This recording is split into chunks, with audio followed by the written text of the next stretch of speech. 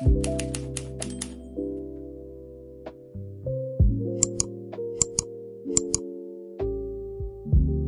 guys, welcome back to my channel. My name is Payal and I'm also known as the Simply Aesthetic on Instagram. In today's video, I'm going to walk you through the step-by-step process of painting this beautiful spring landscape filled with soft daisies and a glowing sunset in the background. This tutorial is beginner friendly, so if you're new to gouache or landscape paintings, you can absolutely follow along with me. And if you don't have gouache paints, feel free to use your acrylic paints instead. The techniques might slightly vary, but you will get there. Alright, without wasting any more time, let's gather our supplies, get comfortable and start painting. Alright, so for this painting, I'll be using gouache paints, specifically from the ones from Winsor & Newton. I've listed all the exact art supplies and brands that I have used in the description box below. So make sure that you check that out and get ready with everything on your desk. And let's start with the basic sketch first. So for the sketch, I'm going for a very light pencil sketch. And the goal here is to simply understand the composition of our painting. You have the reference image on the left. And for this scene, I roughly want 1/3 of the space to be the sky and about 2/3 to be the grassy spring field in the foreground. So the first thing I'm doing is lightly drawing my horizon line to separate the sky from the land. Once that's in place, I'm going to sketch two distant hills that we can see in the reference, and they are very soft and subtle shapes so the lines can stay light and simple. Next, I'll place two trees that we see in the landscape, and at this stage, I'm only making their general position and height so that I can understand how the composition will sit on the paper that I'm working on. You'll notice that I'm not adding a lot of details here, and that's completely intentional. See, the details or the sketch is only meant to guide us and to help place the important elements before we start painting. So as long as you have the horizon line, the distant hills, and the general placement of the trees, that's more than enough for this stage. And once I'm happy with the way the sketch looks, we are going to work with our first layer of the painting, and that is the sky. For blending in the sky, I like to use my flat brush, and we're going to go ahead and create a few color mixes first. The first color I'm mixing is cadmium yellow with a bit of titanium white. The next I'm mixing is cadmium yellow with cadmium orange and a little bit of white to create a warm golden shade. After that, I'll be creating a deeper orange color by mixing cadmium orange, a little bit of primary red, white, and a tiny amount of burnt umber. And the burnt umber here just slightly mutes the color in the sky, so it feels a little bit more natural. Alright, now that we have these three warm colors, the next color that I'm mixing is a pink shade. So I've used my primary red with my titanium white, and this will act as a transition color between the warm tones and the cooler tones in the sky. And lastly, I'm mixing a nice soft lilac purple by combining primary red, Prussian blue, and white. So here we have the swatches of the colors. Make sure that you make enough amount of these color mixes when you start painting so that you don't run out of them. Alright, let's start with the yellow color first. So I want to create a soft glowing effect on the left hand side of the sky. So I'm starting with a light yellow in that area, and from there I will gradually transition into the warm orange and then into the deeper orange shade. As you saw earlier, I've mentioned all the different color combinations and mixes that I've used while I'm swatching them out for you so that you don't get confused and the process becomes a little bit easier because we'll be mixing so many different colors for this project.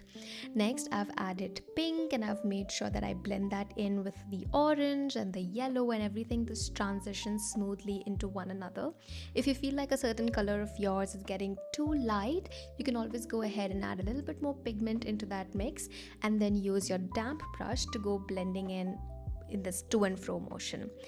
The pink that we've added here is going to act as a beautiful transition color between the purple and these warm colors that we've laid out, and it will ensure that you don't end up mixing any muddy colors in your sky.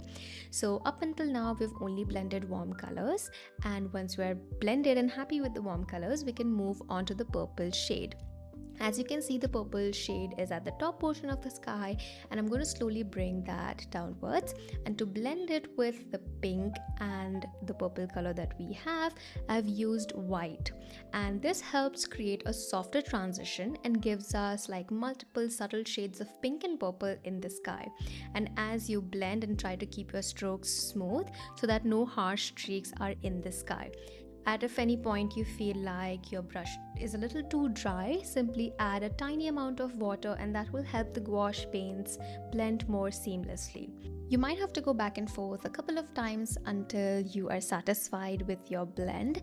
I kept going back and forth between the pinks and the yellows and the purple, and I really like the way the sky looks, so I'm going to let it dry completely. Now that our sky layer has dried completely, we can move on to painting the distant hills in the landscape, and for this step I'm switching to my round brush that comes to a really nice fine tip, and that will help me paint these smaller shapes. I'll show you. To begin with, I'm mixing a soft muted lilac color for the hill that sits the furthest away, so the one on the left, and I'm combining Prussian blue, a little bit of primary red and white for this, and then adjusting with a tiny amount of black to slightly mute the color and make it feel a little bit more natural in the landscape. So I'm applying this color along the horizon line and filling that shape in, which is slightly towards the left side.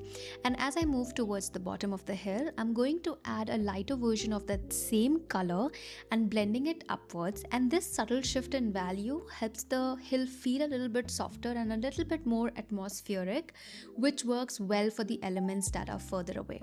Once that layer is completely dry, we'll move on to the hill which is on the left and slightly closer to us. For this hill, we'll need different variations of green, so let's mix them. The first color is sap green with a little bit of blue, yellow and white and a tiny touch of brown to create a muted, natural looking base green. Next, I'm going to mix a slightly deeper green using blue, brown, a little orange and sap green, and I'm also adding a small amount of black in there to deepen the tone. And finally, I'm creating an even darker green using black, blue, green and brown. So overall, we have about 3 to 4 variations of greens ranging from lighter to darker, and these variations will help us create depth and interest in this hillside. I'm starting with the lightest green first and filling the shape of the hill while the paint is still wet, and you have to make sure that it is still wet. You'll begin tapping the medium and the darker greens using small irregular strokes. I'm using the medium color first, and these little taps basically represent the clusters of distant trees and vegetation on the hillside. And because these trees are really far away, you don't have to paint detailed tree shapes. So instead of that, you just simply suggest them through variations in color and texture. You can switch between your round brush or a finer brush if you want more control, but try not to overwork this section. The goal here is simply to create small shifts in green so that the hill looks alive and natural. And if at any point you feel like you've added too much of the darker colors, you can always go back with the lighter or medium greens and gently layer them on top. You can even add a few subtle highlights here and there. Painting landscapes is really just about observing the reference image and choosing what you want to capture in your own paintings. And in this case, I didn't want to overwork this hill too much because we're going to have trees and more details in the foreground that will sit in front of it. So keeping the background soft, slightly simplified, actually helps the rest of the painting stand out even more. Once you're happy with the texture and the color variations in the hill, you can stop, let it dry, and then we'll move on to the next step of the painting. Let us create the base layer for the foreground now, and the color mix that I'm using is burnt umber, green and a little bit of white to create a soft muted earthy green. Now this slightly toned down green works really well for areas that sit further away in the landscape because it doesn't appear too bright or overpowering. And in this section that is right below the horizon line, it's still a section of the area that is a distant landscape. So I like to treat it a little differently from the rest of the foreground. So for this step, I'll be using a spoilt brush to create and cover this strip of land. And when I say spoilt brush, I just mean that a brush that doesn't come to a fine tip anymore and it has those bristles spread out and it creates this irregular shape. And this kind of brush is actually very helpful when it comes to creating multiple small strokes at once, and it suggests grass beautifully. Once we've created these brush strokes with the muted green, I'm going to lighten the same color by adding a little bit more white, and again using my spoiled brush, I start tapping and dragging and painting lightly to suggest this natural variations in the grass texture without needing to paint each individual strokes. That would happen if you were using a normal fine tip brush. You might have to work a little bit extra there. To introduce a bit more color variations, I'm also going to be mixing some burnt umber with white to create a slightly warmer earthy tone, and adding this in only a few places helps suggest subtle shifts in the grass color and prevents the area from looking too flat. Once you're happy with this section, once you're done with this section and feel like, okay, I've done a good job here, you can stop and let this area completely dry before we move on to the main base layer in the foreground. Now let's work on the base layer for the foreground, and I'm going to mix different variations of green with my round brush. The first color mix is sap green with a little yellow, white and brown, and that creates a very soft lighter green that will work beautiful as the lighter tone. The next is sap green mixed with black and brown, which still keeps some of that green but it appears a little deeper. The third mix is sap green, black and brown again, but this time more black and brown, which gives us that deepest green color. So now that we have three variations of green, a light, medium and dark shade, this will help us build depth in the foreground. And I'm starting with the darkest green first and placing it at the very bottom of the painting, because that part of the field is closest to us and naturally appears more richer and deeper in color. Using only my round brush, I'm simply blocking in that darker shade, and as you can see that my brush strokes are bigger. Then I'll move into the medium green, blending it slightly into the darker green, and you can also add a few touches of the darker green color in between the medium areas, so it'll help create more variations and depth in the field. As I start moving upward towards the horizon line, you will notice that my brush strokes start becoming smaller and softer and lighter. And this is done intentionally to create a sense of distance and perspective. Elements that are closer to us tend to appear larger and more defined, while elements that sit further away appear smaller and softer. Once I have the base color in, I switch to my spoilt brush again and start creating some grass-like texture, especially at the topmost section of this base layer. Near the bottom of the painting, I use a slightly thicker and longer brush stroke to represent the grass that's closer to us, and obviously towards the horizon line, the strokes become smaller and a little bit more delicate, and that helps enhance the depth in the scene. You can obviously switch between your fine tip brush and your spoilt brush if you'd like to create a little bit more variations in your brush strokes. And remember, you don't need to overwork this layer. This is simply the base layer of the field, and we'll be adding several more layers and details over it. For now, the goal is just to establish the placements of lights and darks in the foreground. Now that the foreground base layer is in place, we can move on to painting the trees that we see in the reference image. Now, since most of our initial sketch is probably been covered by paint layer, I'm going to slightly redraw the tree shapes using my pencil. This doesn't have to be very detailed, we're just marking the general placement and the structure so it's easier to paint over it. Next, we'll prepare the color mixes for the trees, and the first mix is black, green and brown, which is a tiny amount of green in the mixture. This gives us a deep, natural looking tone that works well for the tree foliage. And the second color is essentially the same mix, but this time I'm adding a little bit more black and brown to create a slightly darker variation of that same shade. Now that we have our colors ready, I'm going to be using my fine tip round brush and create the structure of the tree first. At this stage, I'm simply creating the main trunk and a few primary branches, and it's almost like building the skeleton of my tree. And only once the structure is in place and I like the overall shape of my tree, I will switch to my spoilt brush and begin tapping in the foliage using the lighter of the two colors we mixed. If you don't have a spoilt brush like this, you can use a round brush also. It completely works. You might just need a few extra added efforts. So as you can see how I'm tapping in the colors to create these variations in the brush strokes. And what this does is that this motion helps create natural clusters of leaves without needing to paint each one individually. So because they're at a distance, you don't see each individual leaves, and you're only seeing them as clusters. And this technique works beautifully when you want to work on a tree at a distance. After I'm happy with the foliage of my tree, I can switch back to my fine tip brush to refine a few areas, defining some of the branches and adding a few extra strokes wherever necessary. And now that we are done with this process on the left tree, we will follow the similar process in the tree in the right hand side as well. So remember, all the steps that we have done so far, we will be doing on the tree in the right as well. Don't worry, I'm going to walk you through the steps again. So first we'll start off with creating the basic structure or the skeleton of my tree, which consists of your trunk, your main branches, your sub branches, and you're not going for a very detailed structure here, but you just want to kind of establish the overall shape of your tree. Once you're happy with the shape, you can move to your spoiled brush and create foliage, and you can also play around with the two different color variations to create depth.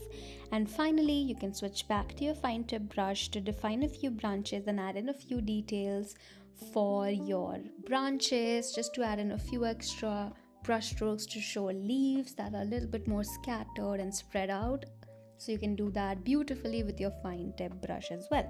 And once you're happy with how your tree looks, you're going to let this layer completely dry, moving on to the next step. Now that the layers have dried, I'm going to use the same green color that I used earlier for the area right below the trees, and I'm simply going to work in different layers to bring more perception of depth in my area. So using my round brush, I'm going to start adding the small grass-like strokes, and the idea here is to simply fill the space and create small cluster of strokes to suggest vegetation. And while doing this, I also kind of noticed a few gaps between the layers, so I'm just going to slightly blend some of the strokes into the background. And what this does is actually helps the new layer feel a little bit more naturally integrated instead of looking very sharp and like a layer on top. Next, I'm creating a lighter variation of the same color by mixing green with a little bit of white and a touch of orange, and this warmer lighter tone works well for adding highlights in the grass. And for this layer, I'm switching to my spoiled brush, which helps me create multiple grass-like strokes at once. Feel free to work in separate layers just like we're doing here, first establishing the base layer, then gradually adding lighter tones on top to create color variation. At this stage, I'm only working on the area right below the tree, so the grass strokes are still meant to appear slightly distant, and because of that, the brush strokes will remain shorter and less defined. And as we're going to slightly move towards the center of the painting, you'll notice that the strokes gradually become a little bit taller and a little bit more noticeable, and this small change helps create that illusion that the grass is getting closer to the viewer. For now, I'm going to stop halfway through the foreground, and in the lower portion we'll add a little bit more detailed elements. For this part, I'm combining orange, green, black and a little bit of brown, and what I'm trying to achieve here is slightly a lighter, warmer tone compared to the green that we have placed earlier in the background. So using a round brush, I'm going to start adding small strokes to represent leaves, stems and a little plant elements in our field. So the brush strokes here are created using short upward flicks of my brush, and sometimes I slightly press down on the brush and then lift it as I move upwards so that the strokes naturally taper off. And then sometimes I do the completely opposite of that. I bring the strokes from upwards and flick it downwards. You know what I mean? Like, it's really hard to explain this part, but the idea is that these kind of shapes that we add in our foreground feel a little bit more organic and closer to how some grass or plant elements would grow in nature. One thing you'll notice that the brush strokes at the bottom of the painting appear to be a little bit more defined and detailed, and while the strokes that are getting closer to the center of the painting kind of become softer and a little less detailed. And this is actually done intentionally, again, to create a stronger sense of depth. Elements that are closer to us tend to appear sharper and more distinct, right? And while the elements that will be further away merge into the background and appear softer and, lighter. So as I've moved towards the center of the painting, you saw me create softer brush strokes. Next, I'm going to create a lighter version of the green for the grass that was right under the trees, and I'm just doing that by adding a little bit of white into that same color mix, and I'm I have switched to my spoiled brush here again because I wanted to create multiple small grass-like shapes and add subtle highlights in that section so that the grass kind of stands out a little bit more and doesn't feel too flat. Once the base layer in the lower foreground has dried, I'm going to switch back to my round brush again, and I'm creating a color that is even slightly lighter than the previous layer by adding a bit more white and yellow into the mix. And with this lighter tone, I'm going to start adding another layer of brush strokes to represent the additional leaf stems and smaller plant details. Now these brush strokes can vary in the direction and the length, some slightly more curved, some slightly short and upward, some overlapping each other, and this variation actually helps make the foreground feel a little more natural and full of life. At this stage, the main focus is to build multiple different layers. You might find yourself adding 3 to 4 layers of strokes in the foreground, and that really brings out the richness of the plants and the leaf elements. Each time you create a new layer, you're simply adding a bit more of white, yellow into your green mix, just kind of technically creating a lighter, brighter version of the color that was previously laid. And you have to make sure that you're only gradually brightening the color, and that will actually create highlights that you see in the vegetation and the plant elements that you see. So whenever you're creating these color mix, the tip that really helps me and a lot of my students as well is that you want to always have the color variation be very, very gradual, and you want to ensure that you're not adding a completely color like a different color into the mix. Like if I'm using a combination of, or let's say, brown, green and black for the background, and if I want to lighten the color, I will obviously increase the amount of green in my mix and reduce the quantity of blacks and browns, maybe introduce a little bit of orange in there to make my like green feel a little bit more muted, a little bit more like brown.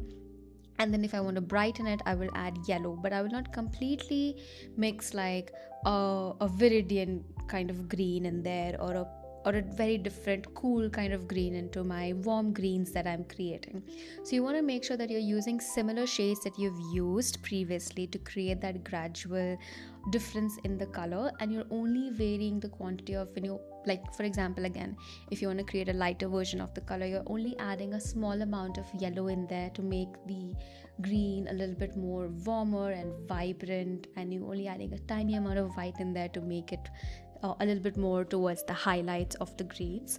And rather, you're not just adding too much of the green itself. So it's a very like gradual mix of color that you have to create for the highlights.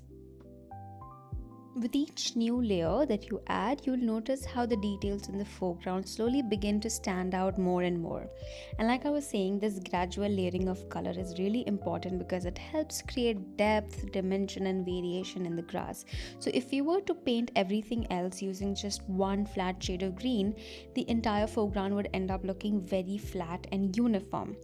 But when you slowly introduce lighter tones over the darker base, we're essentially mimicking the way the natural light will hit different parts of the plants and leaves. Some blades of the grass will probably catch more light, and some will sit in the shadows, and that variation is what makes the foreground feel alive and like full of movement and life.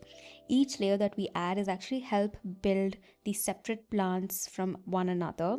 So you're actually just kind of identifying which plant or which section of the plant is where, and it allows individual shapes and textures to kind of start becoming a little bit more visible instead of everything just blending into like one solid mass of color. So don't feel like you actually have to rush through this process, because it's a very important step. So the more slow you are and intentional you are with your brush strokes, the more full of life your foreground is going to look. So take your time building those layers gradually. You can keep adding small strokes and highlights until you kind of reach a point where the foreground feels rich, textured, and visually very interesting. And once you're happy with the way how the grass and the plant details look, you're going to let this dry, and in the next step we'll move on to adding the flowers and the daisies in our field.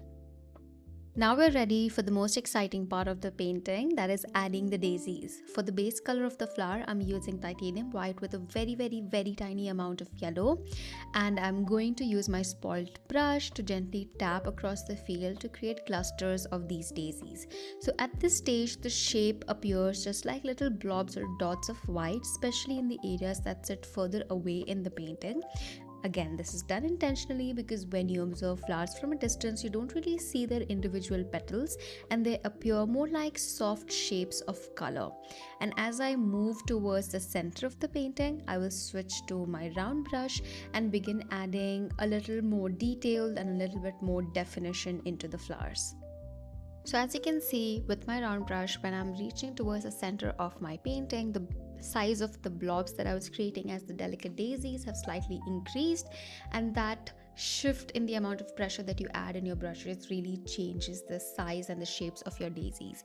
Even here, as they are even like tiny blobs, you can see a few individual petals. And for the flowers that are even towards the bottom half of my painting, I'm going to paint the flowers with each individual petals, and usually the petals are created using small outward strokes. You can either go outwards or actually bring outward to inwards as well, both works, and you kind of essentially coming towards the center of your flower, right? So you can lightly press the brush and lift off outward or inward to create like these petal shapes and give them different directions, play around with it, because that's going to make it feel natural and varied. And once you have the white petals all placed across the field and you're happy with the number of flowers that you've added, again, play around with it, make 2-3 flowers together, it doesn't matter. When you're happy with it, you will go back into creating a lighter mix of green, this time adding a little bit more yellow and white, but make sure that you do have green in there. And this little extra white and yellow actually helps brighten the highlights in the plants, right?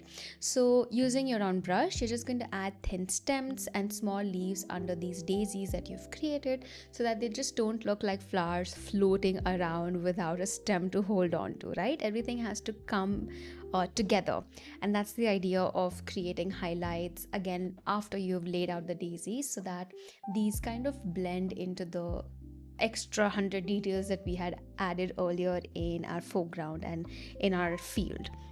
So that's why make sure that you're adding stems, and once you're happy with the way the stems look, make sure to not overdo this because we still need to be able to see those deeper colors and different layers that we added.